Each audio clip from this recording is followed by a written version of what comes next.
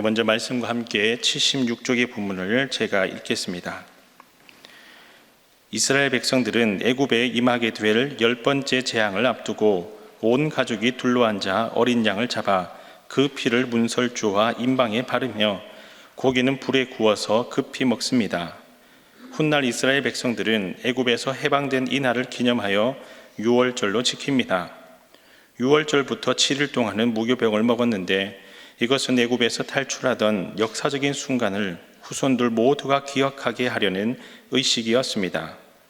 드디어 하나님의 10번째 재앙이 애굽 온 땅에 임하자 바로의 장자로부터 애굽 모든 백성들의 장자와 가축들의 처음 난 것들까지 죽임을 당합니다.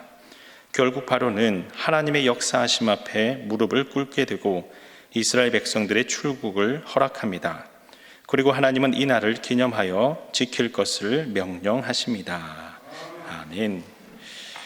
오늘 본문 12장의 말씀은 하나님께서 이스라엘 백성들을 애굽으로부터 해방시키던 그 유월절에 대한 이야기가 기록이 되어 있습니다.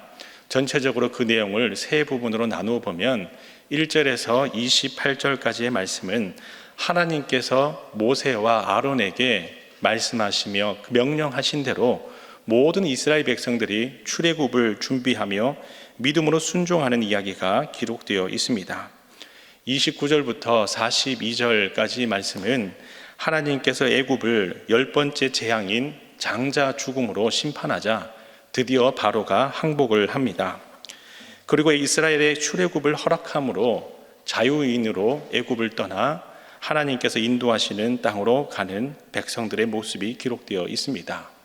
마지막으로 43절에서 51절까지는 하나님께서 출애굽한 이 역사적인 날인 유월절을 기념하여 기억하고 늘 지킬 것을 명령하시는 장면이 기록되어 있습니다. 그러면 오늘 본문을 통해 세 가지 기도 제목을 함께 나누고 기도하겠습니다. 먼저 첫 번째 기도 제목은 하나님께서 주신 말씀을 늘 기억하고 말씀대로 순종하게 하소서라고 함께 기도하겠습니다. 하나님께서 주신 말씀을 늘 기억하고 그 말씀대로 순종하게 하소서 함께 기도하겠습니다. 다 함께 본문 14절의 말씀을 읽겠습니다. 14절의 말씀입니다. 시작. 너희는 이 날을 기념하여 여호와의 절기를 삼아 영원한 규례로 대대로 지킬지니라. 아멘. 하나님께서는 이스라엘 백성들이 출애굽하던 날, 이 날을 영원히 기억하며 이 유월절을 지키라라고 명령하십니다.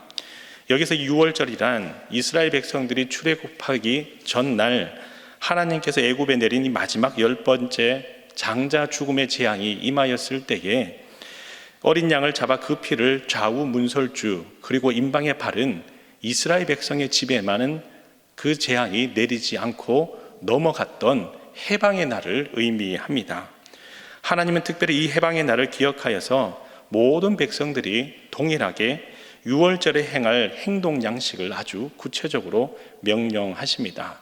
3절 말씀을 보면 가족의 수를 따라 어린 양을 취하고 6절에서는 14일 되던 날까지 기다렸다가 양을 잡아 그 피를 좌우 문설주와 임방에 바르고 8절에서는 고기를 구워 먹되 그냥 먹는 것이 아니라 쓴 나물과 함께 먹으라.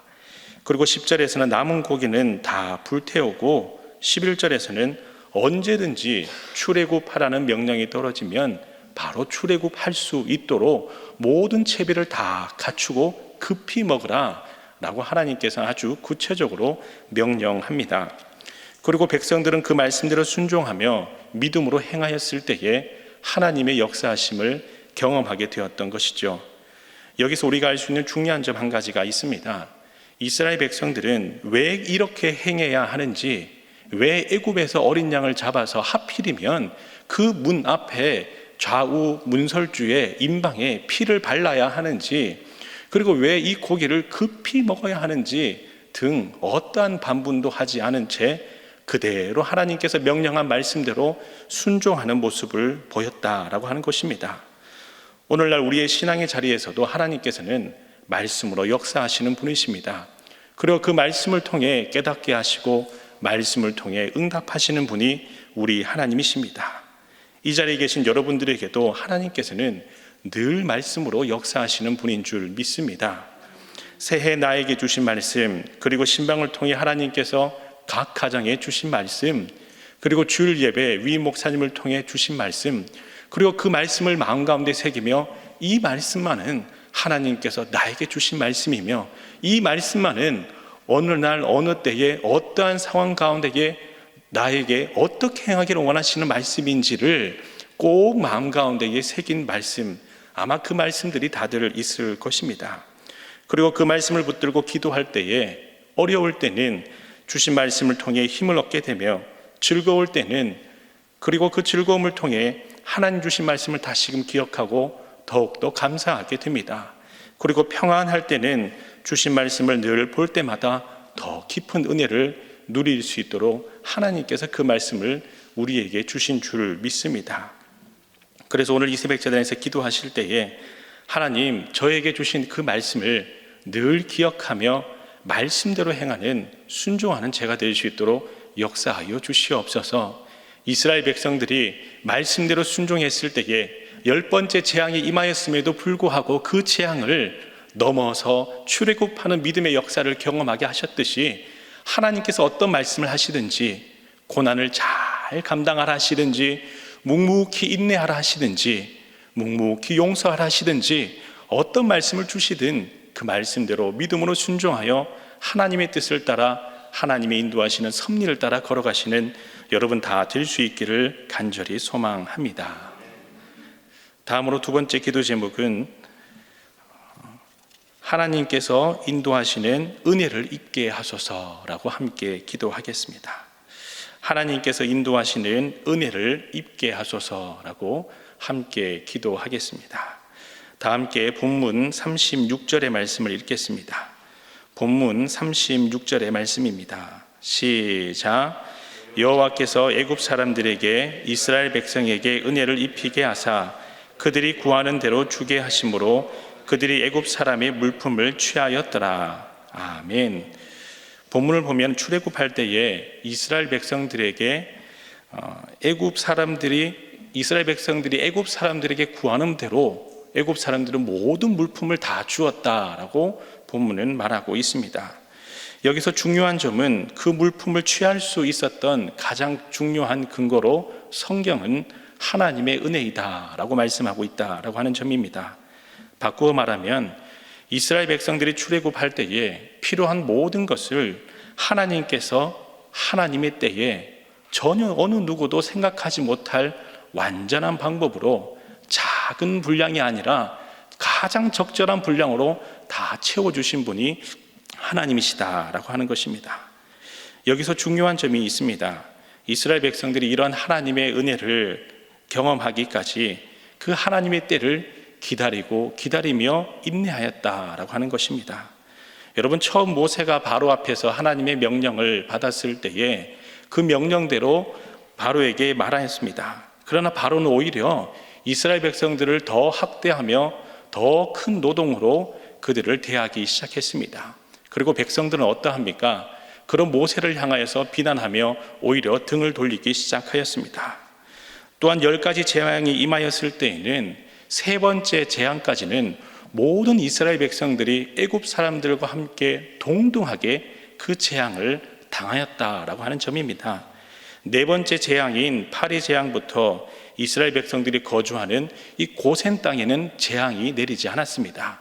그리고 다섯 번째 재앙인 이 돌림병 때부터는 이스라엘 백성들이 거주하였던 그곳에 있는 가축에게는 돌림병이 임하지 않았습니다. 바꾸어 말하면 세 번째 재앙까지는 모든 이스라엘 백성들이 모든 재앙을 동일하게 담당하였다라고 하는 것입니다. 그리고 10번째 재앙이 임하기 시작하였을 때에 그 10번째 재앙이 임할 때까지 기다리며 재앙을 감당하는 그 고난을 묵묵히 담당하였을 때에 드디어 하나님의 때가 무르익자 하나님은 필요한 모든 것을 다 채워주시는 위대한 믿음의 승리를 경험하게 하셨다라고 하는 것입니다. 아마 이스라엘 백성들이 첫 번째 재앙부터 10번째 재앙이 임하였을 때까지 하나하나 하나님 앞에 반문하며 불평하며 모세를 비난하기 시작하였다면 애굽 사람들로부터 이 은혜를 입기가 힘들었을 것입니다. 그러나 하나님의 때, 하나님의 방법을 묵묵히 기다리기 시작하였을 때에 아무 말 하지 않았는데도 그저 애굽 사람들에게 구하는 대로 모든 것을 다 얻게 되는 큰 은혜를 잊게 되었다라고 하는 것입니다. 오늘 이 새벽자단에서 기도하실 때에 하나님 주님께서 이스라엘 백성들에게 주신 이 큰 은혜를 저에게도 예비하여 주셔서 하나님의 은혜를 입는 백성 될 수 있도록 인도하여 주시옵소서. 그리하여 하나님의 때를 잘 기다리며 하나님 말씀대로 순종하여 그 때가 오기까지 고난이 있을지라도 잠시 잠깐 담당하게 되는 그 고난을 잘 이겨낼 수 있도록 저를 붙들어 주시옵소서. 기도함으로 하나님께서 예비한 은혜의 때를 인내하며 기다리는 여러분 다 될 수 있기를 간절히 소망합니다. 마지막으로 세 번째 기도 제목은 하나님 주시는 은혜와 복을 이웃과 함께 나누는 삶이 되게 하소서라고 함께 기도하겠습니다. 하나님 주시는 은혜와 복을 이웃과 함께 나누는 삶이 되게 하소서라고 함께 기도하겠습니다. 다 함께 본문 37절과 38절의 말씀을 읽겠습니다. 37절과 38절의 말씀입니다. 시작. 이스라엘 자손이 람셋을 떠나서 숫곳에 이르니 유아 외에 보행하는 장정이 60만 가량이요 수많은 잡족과 양과 소와 심이 많은 가축이 그들과 함께 하였으며. 아멘. 네, 본문을 보면 이스라엘 백성들이 출애굽할 때에 함께한 무리들에 대한 설명이 있습니다. 수많은 잡족이라고 38절 말씀에 기록이 되어 있지요. 여기서 이 잡족이라고 하는 의미는 이스라엘 백성들을 제외한 모든 이방 민족을 의미합니다. 아마 그 중에서는 애굽 사람들도 있었을 것이며 애굽 근방에 있는 변방의 작은 소수 민족들도 포함되어 있었을 것입니다. 여기서 생각해 볼 만한 점은 왜 정통 이스라엘 백성들만 출애굽한 것이 아니라 출애굽할 때에 다른 이방인들 또 함께 하나님은 하게 하셨을까라고 하는 것입니다. 아마 이들 모두는 살아계신 하나님의 위대한 역사하심을 보고 나도 저 하나님을 믿으며 저들과 함께 할 때에 나 또한 해방되는 기쁨을 누릴 수 있지 않을까, 생명의 땅으로 인도함을 받게 되지 않을까라고 하는 마음으로 따라가는 무리들이 많았을 것입니다. 그런데 여기서 중요한 점은 이스라엘 백성들 모두가 이들을 기꺼이 품어주었다라고 하는 것입니다. 모세와 아론을 비롯하여 백성들 어느 누구도 이들을 멀리하거나 배척하지 않았습니다. 함께 출애굽할 때에 이 모든 무리들도 함께 동참하여 대열을 이루어 출애굽하게 되었다라고 하는 것이죠.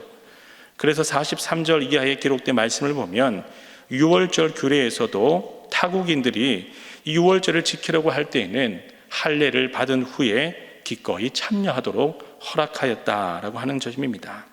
이와 같이 하나님은 모든 이웃들과 함께 이 구원의 은혜를 누리며 나누기 원하시는 분이신 줄 믿습니다. 그래서 이 새벽전에서 함께 기도하실 때에 여러분들의 이웃을 위해 기도하며 또한 교회가 있는 이 청구동 지역에 있는 이웃들을 위해 함께 기도해 주시기를 부탁드립니다. 이웃분들이 어려움 당하지 아니하도록 코로나19가 아무리 힘겨워도 합력하여 선을 이룰 수 있도록 용기와 소망이 되어 주실 것을 기도할 때에 하나님께서 여러분들의 기도의 제목을 들으시며 그렇게 기도하는 여러분들의 기도를 이웃들이 다 알고는 얼마나 그 마음 가운데 평강한 하나님의 은혜가 임하게 되겠습니까?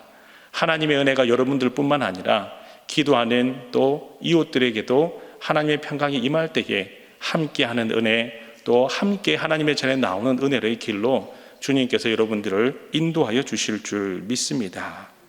다 함께 세 가지 기도 제목으로 기도하겠습니다. 첫 번째 기도의 제목은 하나님께서 주신 말씀을 늘 기억하고 말씀대로 순종하게 하소서라고 기도하시고, 두 번째 기도 제목은 주님 주시는 은혜를 입게 하소서라고 기도하시고, 세 번째 기도 제목은 하나님 주시는 은혜와 복을 이웃과 함께 나누게 하소서라고 기도하시고, 내일 있을 주일 예배를 위해 그리고 말씀을 준비하시는 위 목사님을 위해 여러분 각자의 기도의 제목으로 기도하신 후 함께 돌아가겠습니다. 기도하겠습니다. 주여 믿습니다. 주여 믿습니다. 주여 믿습니다.